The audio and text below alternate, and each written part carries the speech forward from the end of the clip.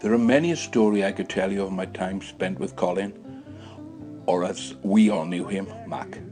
Too many, in fact. There was never a dull moment with Mack and his schemes. You never knew what you were letting yourself in for or getting up to.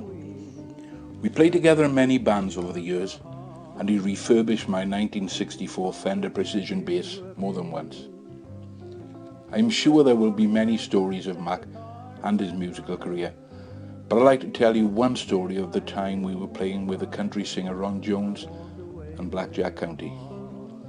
We were on a short tour of southeast England and performing at a club in Hove, Brighton. It was a warm summer's evening, sometime in the 1980s. We used to have summers in those days. Being Welsh lads, we decided we would purchase some liquid refreshments, beer and such, to consume after the gig. We would spend the night in our cars on the beach. We left our equipment in the club to give us more room to stretch out. When the gig was over, we duly descended to the beach and our haven for the night. The beer was flowing, the humour was growing. We even had a few visits from the local police, coming down on a chat and a laugh with us. They could not believe, with all these hotels around, that we would prefer to rough it, so to speak, on the beach. After all, it was an adventure for us. Around 2 a.m, Mack had all of us to stand by the water's edge to salute and give 3-minute silence for the RAF Battle of Britain pilots, who secured the safety of these shores in World War II. Poignant moment that was. We all shed a tear. After the last of those visits from the police officers, who found us highly amusing and coming down to see us broke the monotony of their night shift, we decided it was time for bed.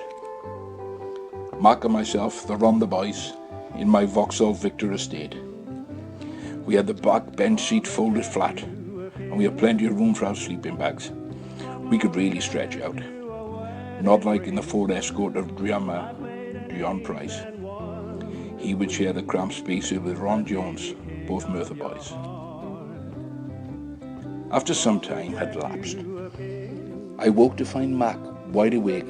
It was still dark, and all that we heard was the lashing to and fro of the waves. I had a trolley jack in the car, which we always carried. It was strong enough to lift a heavy car, so you would not have to unload the equipment in case you had punctures. Mischief was afoot, being Ron the boys. We quietly removed said trolley jack from my car and crept stealthily, or what we thought was stealthily, to the unassuming Merthyr boys, who were occupying the Ford Escort alongside us. Trying to muffle the giggles we were making proved impossible, but they never woke, although Ron did stir, looked at us, smiled, and fell back to sleep immediately. We jacked the rear of the Ford Escort high enough to remove both rear wheels. We found bricks close by and let the car axle rest on the bricks. The Ford's wheels we discreetly hid in my estate car. Had we got away with it? There was no noise coming from the occupants of the Ford as we assailed the Escort. Maybe we had. Back in our sleeping bags, we eventually dropped off to sleep. It was daylight, the birds were singing. We didn't get out of our car. We had to let them get up first, not to impose suspicion on us. We pretended we were still asleep. Ron was the first up. He banged on our car's roof to wake us. We stirred slowly to give them time to discover the outcome of our misdemeanor. Now John was up. We slowly got out of our sleeping bags to discuss breakfast and where we were going to get some. No one noticed that the Ford was up on bricks with no wheels. We couldn't believe it. They still hadn't noticed. I took it upon myself to draw attention and exclaim, "Where's your wheels?" John let out a very long sentence full of expletives. Of course, we were the prime suspects, but we pleaded our innocence convincingly. We invited them to inspect our car for the wheels. They believed us comprehensively and did not look. "Come on," I said innocently. "I'll take you to the police station to report the theft."